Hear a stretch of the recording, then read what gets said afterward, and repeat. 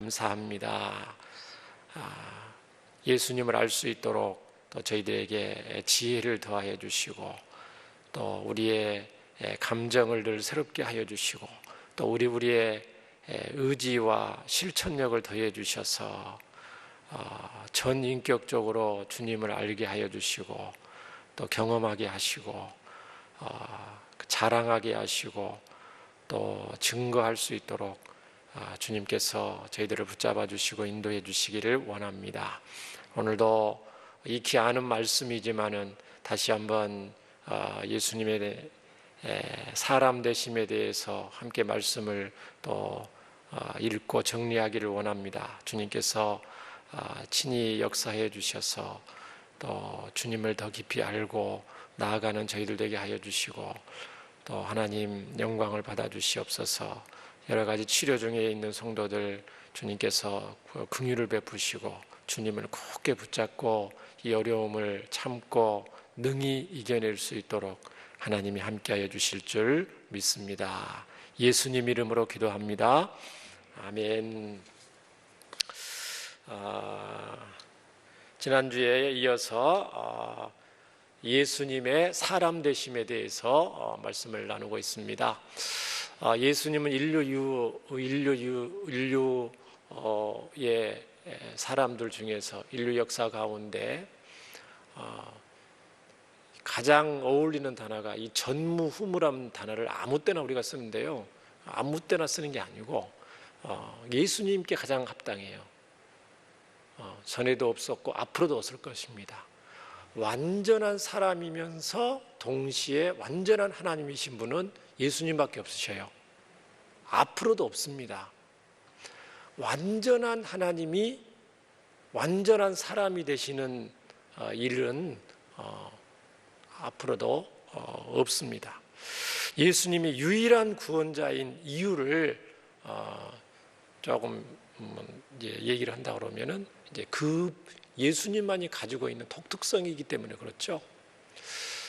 예수님이 하나님 되시면 또 다음 시간에 얘기를 하고, 예수님이 사람 되신 완전한 사람이셔야만 구원자가 되시기 때문에 너무너무 중요합니다. 초신자 때는 예수님이 당연히 사람이지 이렇게 생각합니다. 불신자들도. 그래서 성경을 접하면은 예수님이 성경 보니까 복음서에 보니까 기적과 능력을 행하고 죽은 자를 쓰니까 예수님이 하나님이시구나. 처음에 초신자 때는 은혜를 받아요. 제가 조금 더 지나가 보니까 예수님이 원래 하나님이셨는데 사람의 모습으로 왔구나. 그래서 예수님이 하나님 되신 예수님이 사람 되신 것에 대해서 더 놀랍게 여겨지고 더 은혜가 되고 더 기적처럼 느껴지는 거예요. 예수님이 기적을 행하니까 하나님이시다. 예수님이 하나님이시라는 것은 이제 불신자들을 처음 예수님 믿었을 때는 이제 그게 번쩍 띄어야 되죠, 눈에. 잘 모르니까 이제 그러는데 성경을 보면은 예수님이 하나님이신 예수님이 사람이 되는 게 그렇게 놀라운 일이 아닐 수 없습니다. 이미 말씀을 해서 좀 싱겁긴 하지만 한번 질문을 한번 해보겠어요. 지금 사람과 하나님 얘기를 하고 있어요. 여러분이 한번 선택을 해보세요. 하나님이 사람 되는 게 더 어렵겠어요? 아니면 사람이 하나님 되는 게 더 어렵겠어요? 다 어렵습니다. 어렵는데 하나님이 사람 되는 게 더 어려울까? 아니면 정말 능력 많고 훌륭한 사람이 하나님 되는 게 더 어려울까? 이 질문 자체가 말도 안 되는 질문인데, 자, 먼저 후자를 한번 생각해 봅시다. 지금 따져보는 거예요. 덮어놓고 믿지 말고 우리가 성경을 좀 따져보는 거예요. 우리가 초신자가 아니잖아요, 예배 오신 분들은. 자, 사람이 하나님이 된다. 그래서 그거를 보통 말을 할 때 신격화 시켰다 그렇게 하죠. 사람은 하나님이 신이 될 수가 있어요, 없어요? 그 자체가 불가능한 겁니다. 어떻게 사람이 하나님이 되는 겁니까? 그거는 불과 말도 안 되는 거거든요. 김정일이가 무슨 김정은이 하나님이 되고, 옛날 에집트의 피라미드 속에 들어가 있는 파로, 그 태양신이라고 그러잖아요. 그렇죠? 신격화를 많이 시키거든요. 옛날 중국의 진시 황제는 자기가 너무 이 권력이 좋으니까 죽으면서도 땅에다가 이렇게 신하들, 군사들 다 순장을 시켜서 어마어마한 그 유적지가 중국에 있잖아요. 그렇죠? 사람이 아무리 훌륭하고 오래 살고 뭐 어떻게 권력을 많이 가지고 전 세계를 다 정복한다 할지라도 사람이 하나님 될 수 없는 거거든요. 신이 될 수 없어요. 그건 불가능한 거고. 그러면 이제 신이 하나님이 될 수 있을까? 신은 전능한 분이니까 모든 것을 할 수 있으니까 사람이 될 수도 있다고 우리가 그걸 이제 부인할 수는 없겠죠. 근데 그게 보통 능력이 있다고 해서 그거를 실천하는 건 또 별개죠. 높고 높은 분이 낮게 되셨다. 굳이 자기가 이렇게 종처럼 낮아질 필요가 있을까요? 굳이? 그 전능하신 성자 하나님이신, 원래부터 삼위 하나님으로 계셨고 원래 제2위의 성자 하나님이신 예수님께서 굳이 낮아져서 종이 되어서 사람이 되어야 될 의무가 있으셔요, 우리 하나님께? 그 의무가 없으셔요. 꼭 그렇게 해야 될 무슨 책임이 있으신 것도 아니고요. 모든 사람을 다 구원해야 될 의무가 있는 것처럼 어떤 사람들은 얘기하더라고요. 그거 아닙니다. 우리 하나님이 사랑이 많으셔서 그렇게 하시는 거지. 우리 하나님이 반드시 뭘 해야 되고 그런 분이 아니셔요. 하나님에 대해서 잘 모르는 분들이 이제 그렇게 말하는데, 오늘 말씀은 성자 하나님이신 예수님이 겉만 사람인 척 하신 것이 아니고 우리와 완전히 똑같은 사람이셨다. 성경적인 표현으로는 성정이 같으신 분이다. 성정이라는 것은 본질과 성품이 완전히 사람이셨던 것이었다는 것이죠. 자, 먼저 예수님은, 사람은 어떻게 되어 있냐면은 크게 영혼과 육체로 이렇게 나눌 수가 있죠. 나누지는 않네요. 나누면은 사람은 죽는 거예요. 그 사람이 아닌 거예요. 그러니까 우리가 이제 논리적으로 설명할 때 사람은 영혼과 육체로 되어 있다, 이렇게 설명을 하는데, 자, 그런 논리를 따라서 한번 우리가 예수님의 완전한 사람 되심에 대해서 한번 살펴보는데요. 예수님은 먼저 저와 여러분처럼 완전한 육신을 가지고 계셨습니다. 자, 누가복음의 2장에 세상의 모든 아기들처럼 출생을 하셨죠. 먼저 뱃속에 잉태되셨고 똑같은 10달 동안 뱃속에 계셨고 아기의 모습으로 세상 모든 아기들이, 사람들이 거치는 과정을 예수님이 똑같이 거치셨다는 거예요. 전능하신 하나님이 사람 되니까 갑자기 어른으로 사람으로 변해서 오신 게 아니란 말이죠. 유년 시절을 예수님이 거치십니다. 성인이 되실 때까지 유년 시절을 거치고 청소년기를 거치고 이제 청년이 되시는데, 누가복음 2장 40절 오늘 읽었던 본문, 아기가 자라면서 점점 강하여지고 지혜가 충만하며 하나님의 은혜가 그 위에 있더라. 똑같은 유년 시절을 거쳤다는 걸 우리가 알 수가 있고요. 육신을 가진 저와 여러분처럼 예수님은 피곤하셨습니다. 요한복음 4장에 사마리아의 그 땡볕에 길을 가시다가 너무너무 태양볕에 피곤하셔서 우물 곁에 그대로 앉으시니 때가 제 6시쯤 되었더라. 피곤하셨다, 예수님이.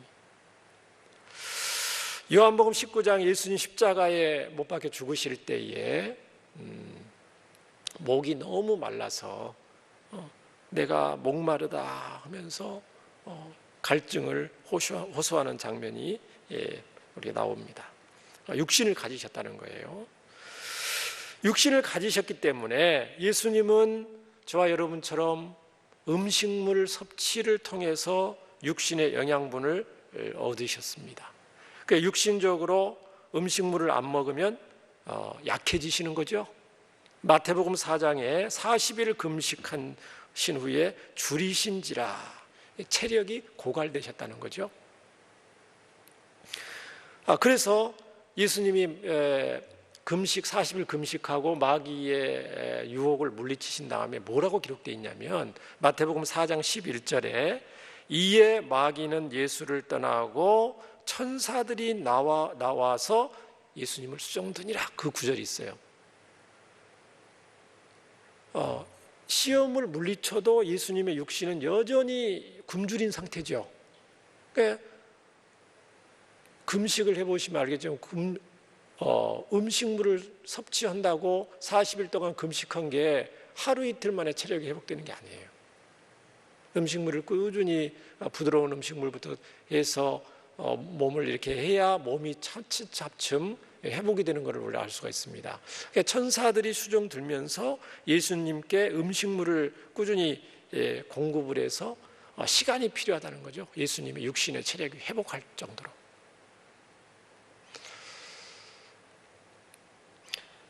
예수님의 육신의 한계의 절정은 물론 십자가에서 죽으셨을 때입니다. 누가복음 23장 46절을 보시면 누가복음 23장 46절에 예수께서 큰 소리로 불러 이르시되 아버지 내 영혼을 아버지 손에 부탁하나이다 하고 이 말씀을 하신 후 숨지시니라. 숨지시니라 영어 성경에 마지막 숨을 쉬셨다 이렇게 되어 있습니다. 사람은 죽는 것을 심장이 멈추거나 맥박이 없거나 호흡이 멈추면 사망 판정을 내리죠. 예수님은 우리가 죽을 때처럼, 우리가 죽는다는 것은 육신에 있는 그 기능이, 장기의 기능이 멈출 때 죽게 됩니다. 예수님도 똑같은 죽음의 과정을 거치셨다는 거예요. 숨이 멈추셨다. 예수님은 실제적인 이제 부활하시게 되는데 부활이라는 것은 늘 말씀 다 하시는 내용이지만 영이 부활하는 거 아닙니다. 육신의 부활을 말합니다. 육신이 부활을 하셨습니다. 실제적인 육신을 가지고 부활하시죠. 물론 부활하신 예수님의 육신은 연약함과 질병과 사망이 이길 수 없는 신령한 육신이기는 합니다. 그러니까 신령한 육신이어도 육신은 육신이에요. 잘 이해하시기 바랍니다. 신령한 육신인데 신령한 영이라고 표현 안 하고 신령한 육신으로 부활했다. 예수님은 그러면서 누가복음 24장 39절에 이런 말씀하십니다. 부활하신 예수님께서 누가복음 24장 39절 내 손과 발을 보고 나인 줄 알라. 또 나를 만져보라. 영과 살과 뼈가 없으되 너희 보는 바와 같이 나는 있느니라. 그러니까 신령한 몸이라고 해도 살과 뼈가 있어요, 없어요? 살과 뼈가 있다는 거예요. 다 놀랍지 않으세요? 신령한 부활한 육신의 모습이 어떤 눈에 보이는 어떤 신령한 옷을 입고 약간 유령처럼 되는 어떤 그런 육신이 아니고 부활하기 전에 가지고 있던 똑같은 살과 뼈가 있다는 거예요. 신령한 육신도. 부활 후에 예수님은 누가복음 24장에 보면은 어떤 육신을 가지고 계시냐면은 구운 생선을 한 토막 드리니 잡수시더라. 음식물을 섭취하실 수 있는 육신을 가지고 계신 거예요.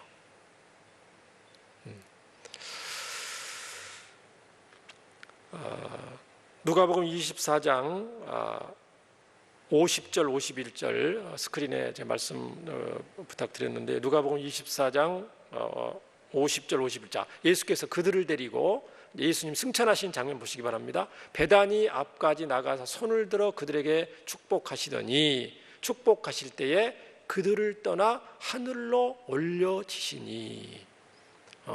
자, 또 51절 했죠. 그러니까 무슨 말, 하늘로 올라가는가? 예수님이 제자들에게 마지막 축복하고 그대로 하늘로 올라갔다는 뭔 말이에요? 육신을 가진 상태로 올라가셨다는 거예요. 승천할 때 신령한 육신 상태로 승천하셨다.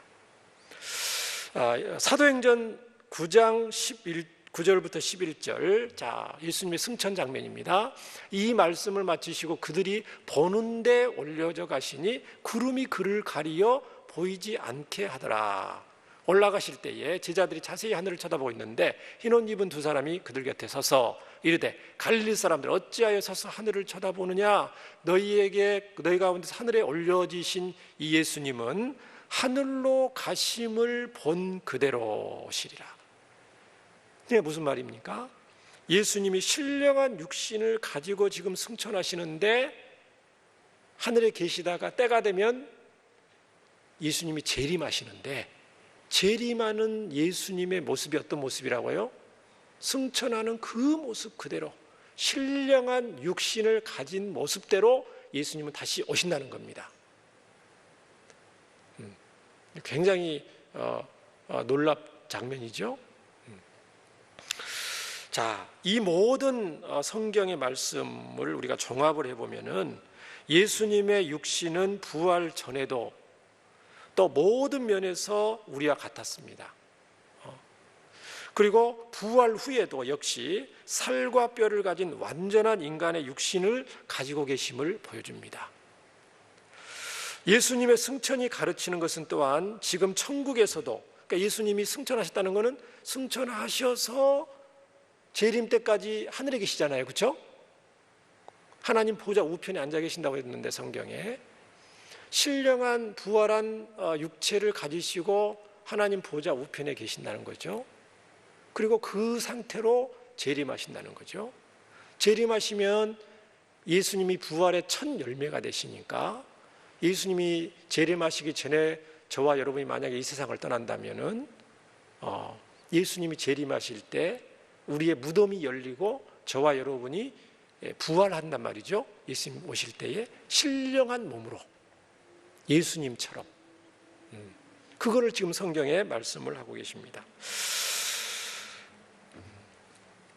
육신은 그렇고요. 자, 성경은 그렇게 말씀하고, 자, 이제 사람은 육신으로만 구성되는 건 아니에요. 영혼도 있고 정신도 있고 감정, 눈에 보이지 않는 영혼, 감정도 있어요. 예수님은 저와 여러분처럼 영혼을 가지고 계셨고 감정을 가지고 계셨어요. 정신이 있으시고 감정이 있으시다는 거죠. 나이에 따라서 우리의 지적 수준이 성장하죠. 우리의 정신 수준도 나이가 들에 따라 성장하는 지적 수준이, 그렇죠?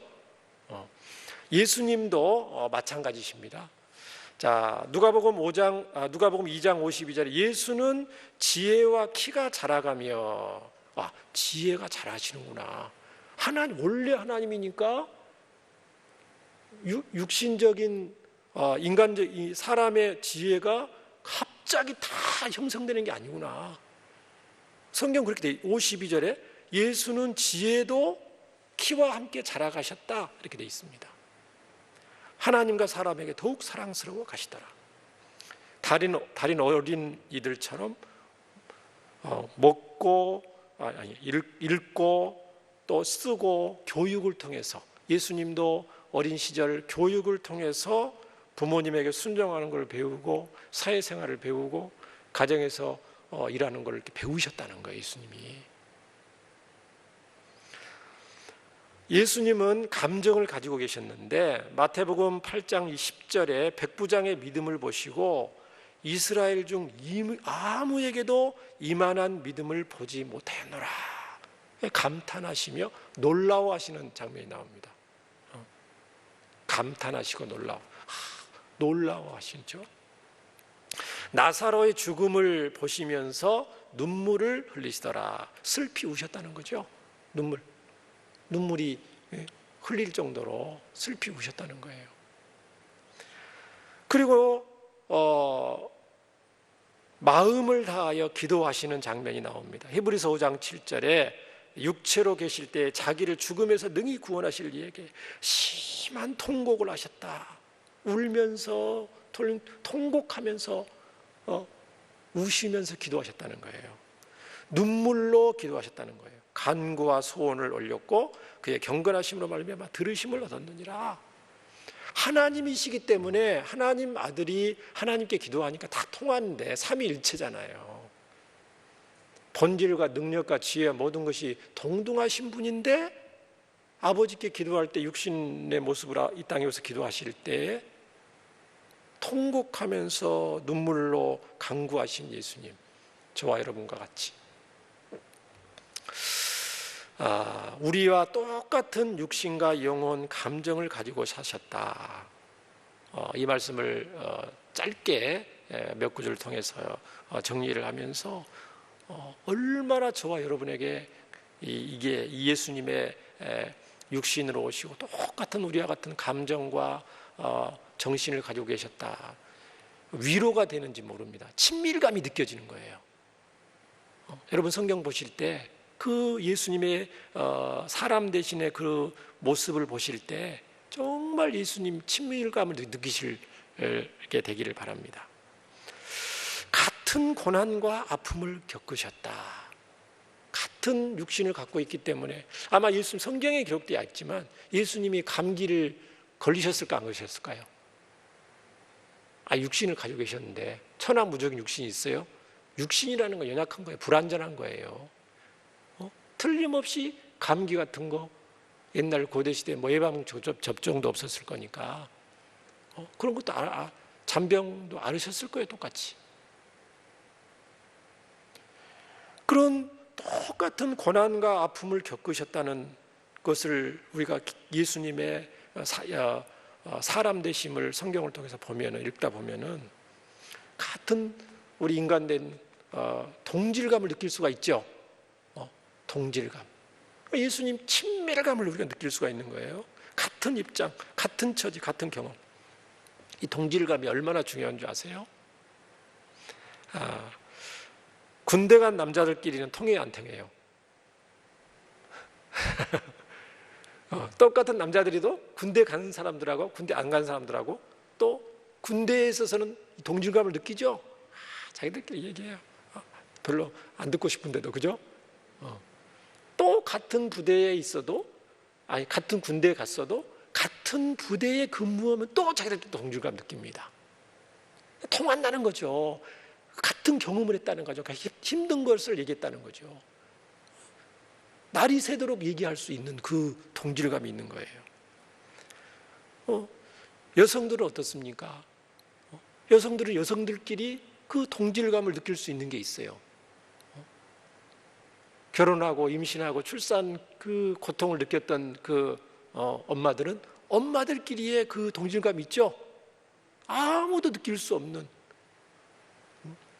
그래서 배가 불러 있는 그 새댁들을 보면 이미 그걸 경험했던 남성들이 느낄 수 없는 그 동질감을 느끼면서 조언해주고 물어보고 안부 묻고 그게 그렇죠? 다르죠. 이게 느끼는 게 경험한 사람만이 그걸 느낄 수 있는 거예요. 경험하지 않으면 그냥 좀 피상적이죠. 그러나 경험을 한 사람들은 똑같은 과정을 겪으면 그걸 느낄 수가 있는 겁니다.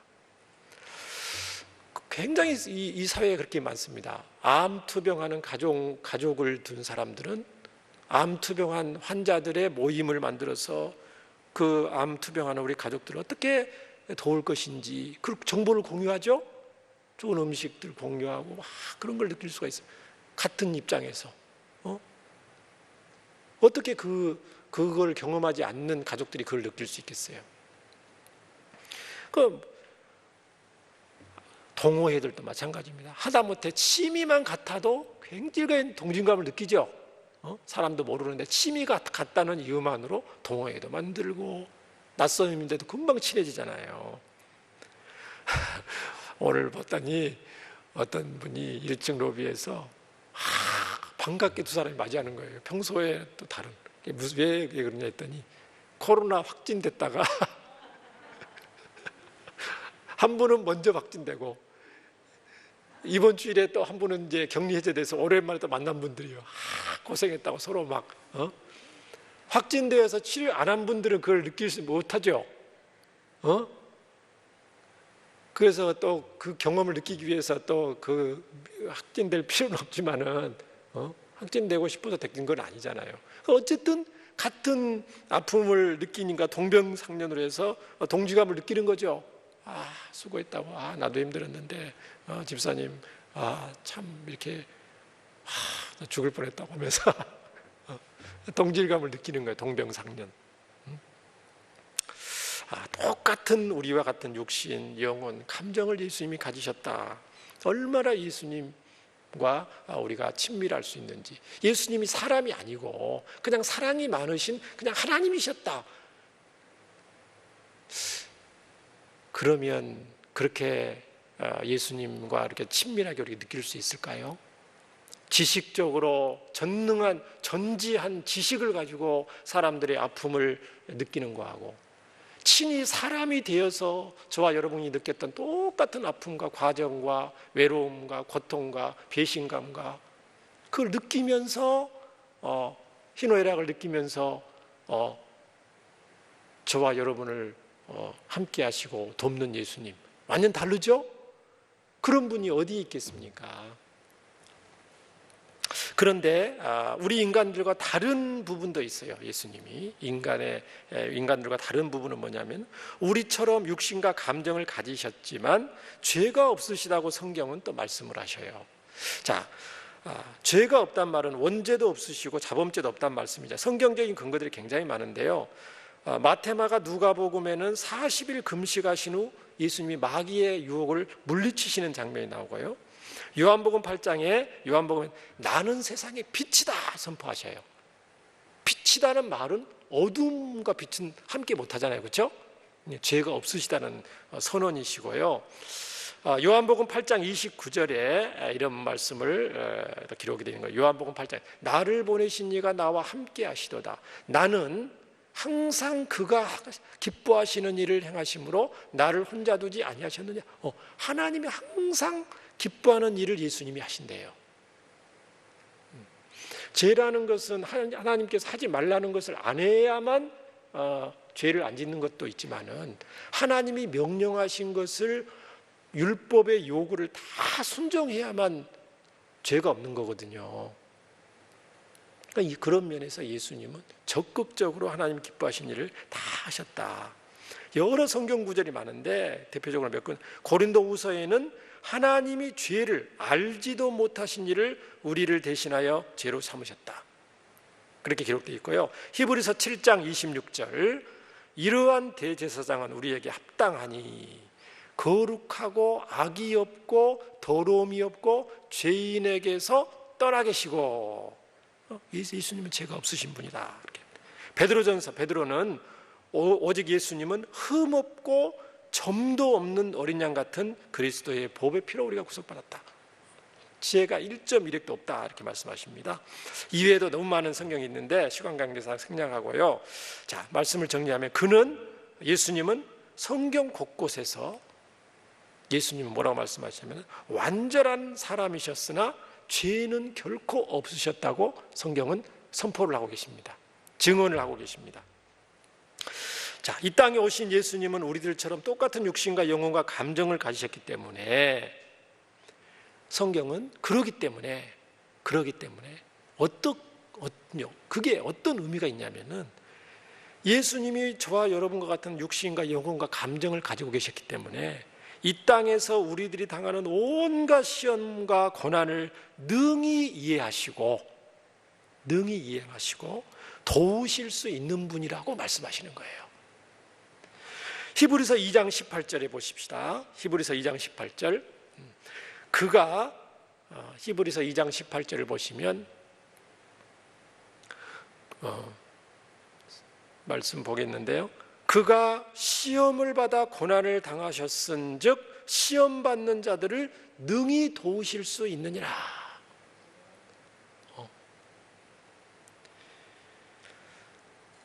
시험을 받아서 저와 여러분이 당하는 모든 고난을 예수님이 다 당하셨다는 거예요.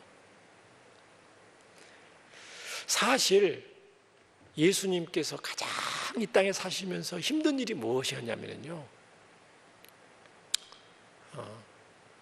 예수님은 완전한 하나님이신데 지금 완전한 사람이 되셨다고 그랬잖아요.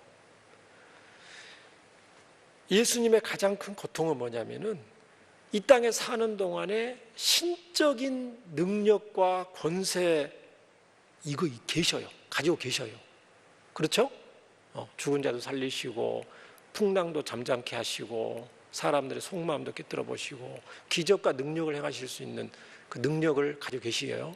그러니까 신적인 능력을 가지고 계시는데 그것을 하나님의 거룩한 뜻을 위해서만 사용하시지 자기의 연약한 육신을 위해서 예수님이 참으시는 거예요. 신적인 능력을. 그러니까 완전한 사람 되심을 부인하는데 자기의 신적인 능력을 사용하지 않으시는 게 가장 힘드셔요, 예수님은. 좀 이해가 되세요? 모든 고통과 고난을 피할 수 있는 능력이 다 있으신데도 불구하고 그것을 굳이 참고 견디고 십자가에 죽기까지 죽으셔야 되는 거예요. 안 하셔도 되는데, 안 하실 수 있는 능력이 다 있는데.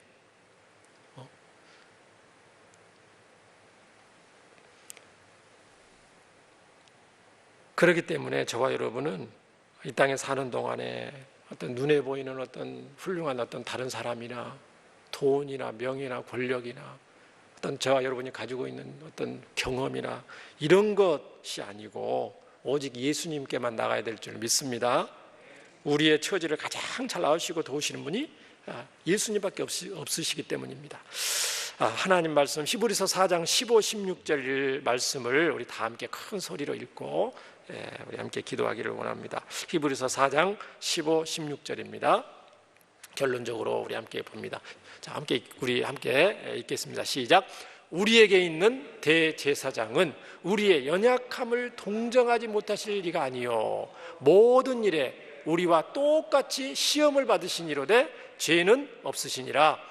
그러므로 우리는 긍휼하심을 받고 때를 따라 돕는 은혜를 얻기 위하여 은혜의 보좌 앞에 담대히 나갈 것이니라. 아멘.